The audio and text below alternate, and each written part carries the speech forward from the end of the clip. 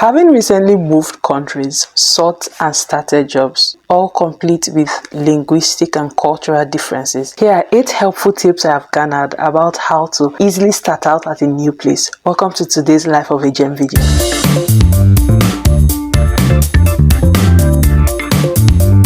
You know that in this Life of a Gem episodes, I show you how I'm getting myself on through the journey of greatness that I know that I am supposed to be on, and I show you step by step. Last year, I moved countries. When you talk about linguistic and cultural differences, sometimes you do not understand how that can affect starting out at jobs. So here are 8 helpful tips that I've understood through that journey of getting a job and settling in a totally new environment. My first tip is look the part. You cannot say you are a professional or you're starting out somewhere just coming to announce your presence, and when you walk in, it's like, who is this?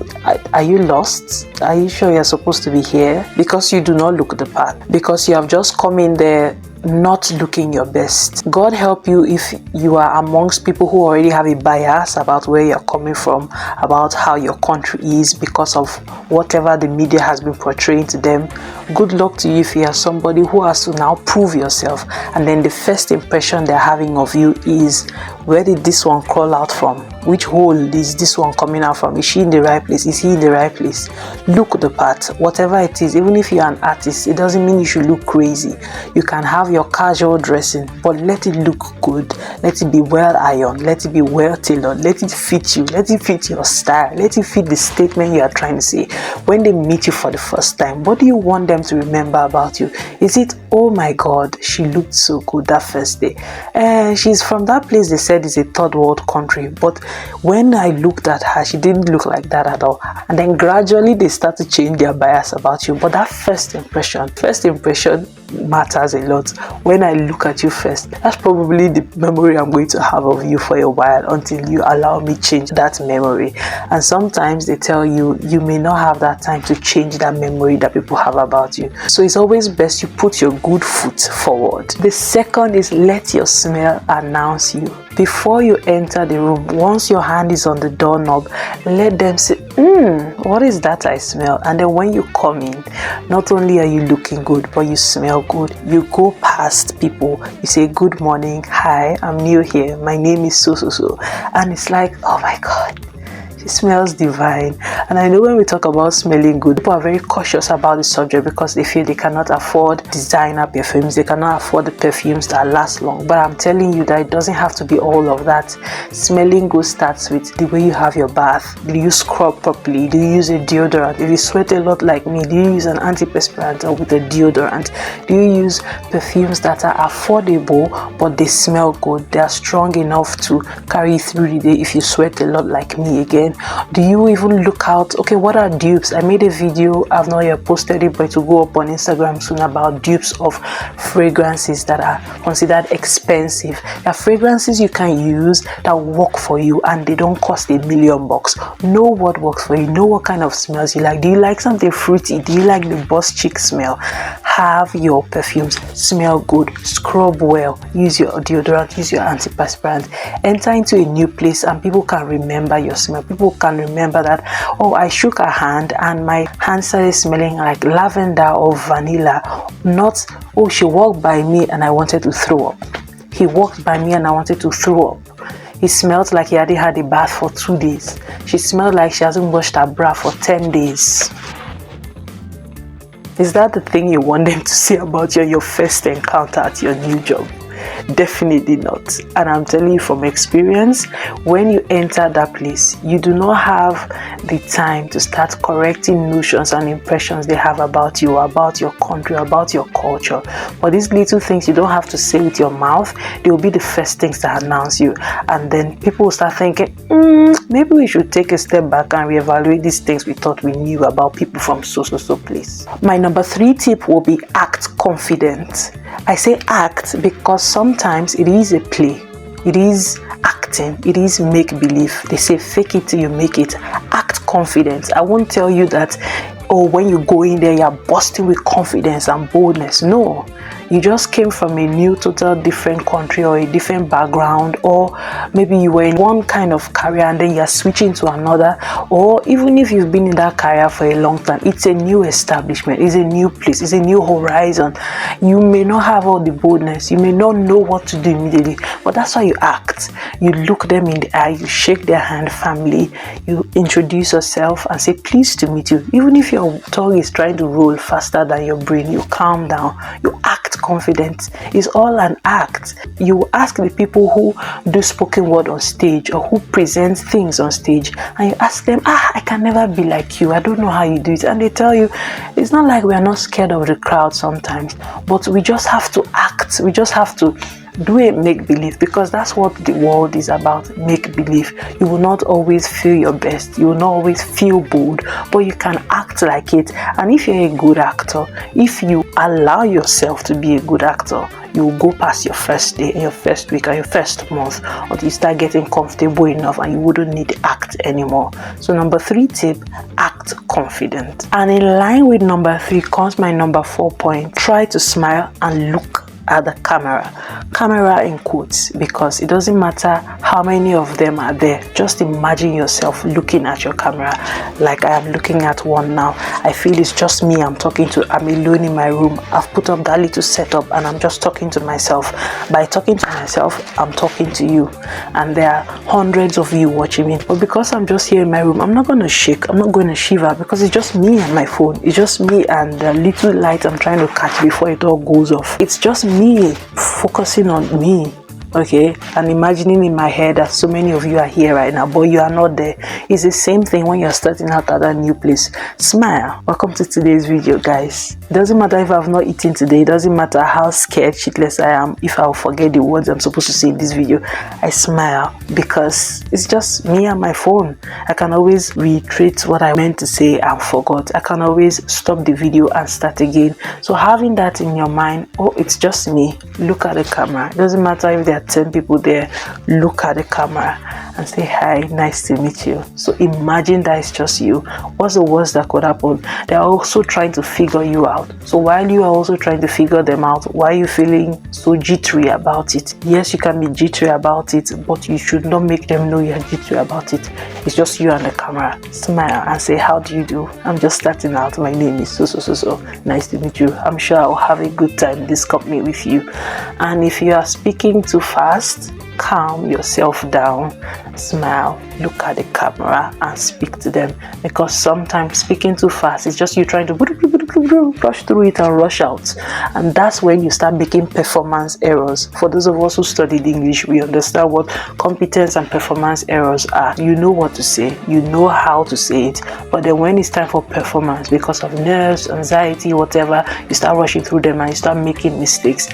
And then people who are wicked, who already have a notion about you and where you come from, they use that against you. So calm down, look at the camera, smile. It's just you and the camera. Hi, nice to meet you. Yes, I just started out here. Okay. Number 5 is very important. Ask questions and forget about your pride. Oh my God, forget about your pride. You are starting out at that new place. You're not going to know everything. You should not even know everything. Ask questions. Please, can you show me the way to the restroom? How do we log this in? How do I sign into this? What is the routine like at the end of work? What is the routine like at the beginning of work? All of that is why you are new. You are new so that you can learn the ropes. And tomorrow, next month, you will not be the new kid anymore, or the new person that everybody's just trying to understand and get used to. And you also are trying to understand the people and get used to them. But at that beginning, you are actually new. So ask questions and forget about your pride. How do I do this? Please, would you show me the ropes? How do I do this? How do I log this in? What do I do? Please help me. I just started today. What is the format for this? How do I do this? It doesn't take anything away from you. It's better than you doing so many things wrong because you didn't ask questions. There's a proverb in Nigeria that says, if I remember correctly, whoever knows how to ask questions will never get missing. But if you don't ask, how would you know the right direction? Number 6 would be to follow instructions and rules. After you've been told how to get things done, what to do, now would you go ahead and do them? Would you actually follow instructions? If you were given a list of policies of the organization or a list of whatever on how to behave, what are the conducts, why don't you follow them and go through with them? You're just starting out. Maybe they say no jeans in the office, no jeans at this organization, or they say no sleeveless, but you'll be like, well, where I'm coming from, we wear sleeveless, we wear jeans, I will wear. You are just starting out. Calm down and follow the rules. Later you may find corners around them, but you are just beginning. Calm down and follow the rules. And this has to be with being professional. Being professional is you understand the policy of the place you have entered. You understand how to put your best foot forward by aligning yourself with how the organization works. It shows that you're a team worker, you're a team member. But if you want to go on your own tangent, doing your own thing, you're just resuming. Everybody now knows you as that one who doesn't follow the rules. Well, in a way, it may help you later on if people come to know that you can't just boss around. But this is not you being bossed around. This is you being humble enough to understand where you have come to and try to follow along as a good worker. A good worker is one that can work in a team. And if a team, your organization or wherever you are starting out, they've put out rules to say this is what you can do, this is what you cannot do. What is the point? Trying to prove yourself, trying to prove how stubborn you are in your house. So you want to bring your house stubbornness to the office or stubbornness to this new organization. That will not work well, especially if you are somewhere that, again, people already have notions about you. Try to follow the rules, and sometimes rules are not that bad, and it just shows you being professional. Again, a professional person knows that rules are meant to be abided by. Number 7 is what I call shut up your mouth and open your eyes. And also open your eyes and your mouth. I'll say it again. Shut up your mouth and open your eyes. Also open your eyes and open your mouth. This second to the last point has to do with, again, professionalism in a way. Some of you get into a place and you're already where I come from, this is why I left, this is how do people do it in this comment? Do you know what me I will do? You are the new kid, but they already know all about you, all about where you walked, where you come from, what you do in your house, what you had for dinner yesterday, what you will have for dinner today. You don't stay in one place, you're going talking. You're just revealing all of yourself, revealing things that don't concern anybody, revealing things that don't even concern you yourself, that you're talking about them, gossiping from seat to seat, talking everywhere. Shut up your mouth and open your eyes. Open your eyes means observe the people, observe the organization you just come into. Who is this person? How do I relate with them? Emotional intelligence and social intelligence also involves understanding each person that you'll be relating to in this new place that you have entered. In this new place that you have entered, what is this person's character? This person's character can be the person that they love you coming to their desk to chit chat, to ask how are you doing, what's your plan, whatever, what are you doing this weekend. But some people, they don't want that. They do not want to talk to you. They want to do their jobs and go home. When you observe, you know who is who. You know who you should be talking to and who you should refrain from talking to. You should even know when you should be talking and when you should be shutting up and doing your work. But you just resume at this place and you want to be the overly social, overly friendly person, going from table to table, going from office to office. Hi, hello, hi. Sit your bum down, do your work, shut up your mouth and open your eyes. But on the contrary, there is a place where you have to open your eyes and your mouth. That means you do not have to act dumb when you're being asked a question. When you're asked a question about yourself, maybe where you come from, answer in an intelligent way. For example, moving countries, one of the first questions I got asked, which many Africans colonized by the British or colonized by the French can relate to, depending on which country they've moved to. How do you know how to speak English? Or for those who were colonized by the French and moved to foreign French countries, how do you know how to speak French? It can get annoying, yes, it can get annoying answering those questions, but that is also the time to actually open your mouth and answer intelligently.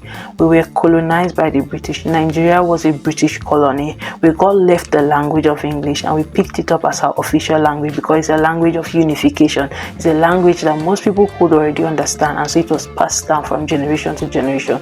Because if we wanted to pick an indigenous Nigerian language to speak, which language would we pick that would not marginalize the other ethnicity or the other group or the other region? So English was already there. It was picked up as a tool because we have thousands and thousands of languages. They ask again, okay, speak a Nigerian language to me. For example, I tell them Nigeria has so many thousands of languages. Which one would I speak? Which one would you understand?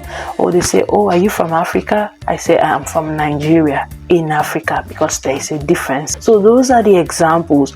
Open your eyes and your mouth. Open your mouth intelligently. Answer the questions intelligently. Even the way you answer the question will make sure that they don't ask you a stupid question next time.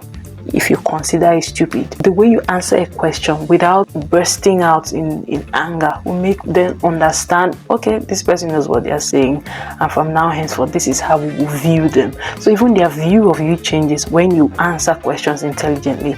Opening your eyes, you've observed them, you've known who you should answer in a certain way and who you should not. The book of Proverbs says, if you answer a fool according to their foolery, they will think they are wise. And then there's another place that says you should actually answer a fool according to their foolery, so that they will know that they are not wise. It looks like a contradictory statement, but it's not. If you answer a fool according to his foolery, he will think he is wise. So it's like silence is the best answer for a fool. We all know that statement in Nigeria. But then on the other hand, if you do not answer a fool according to his foolery, he will actually think he's wise. He will actually think what he has said is the truth. So in cases of, oh, how do you speak? Did you just learn English when you moved? No. English is a language most of us in Nigeria speak as our first language. In fact, some people even argue that Nigerians are native speakers of English because so you bring out your point, you speak intelligently. And of course, from observation, you know who you should answer in a certain way and who you should not. So open your eyes, shut your mouth, but also open your mouth and your eyes. My last point and most important for starting out at a new place, whether it's a new job, a new career, a new creative space you are just opening, a new business, is know your onions. Know your onions. Don't be a dunce. Ensure that you know the value that you have and the value that you have to give. This will translate into you doing your job well. Again, if people already have a notion of you or a notion of how you should be because of where you come from or because of what they may have heard from about where you're coming from or how people from this certain place or this certain job or this certain organization do.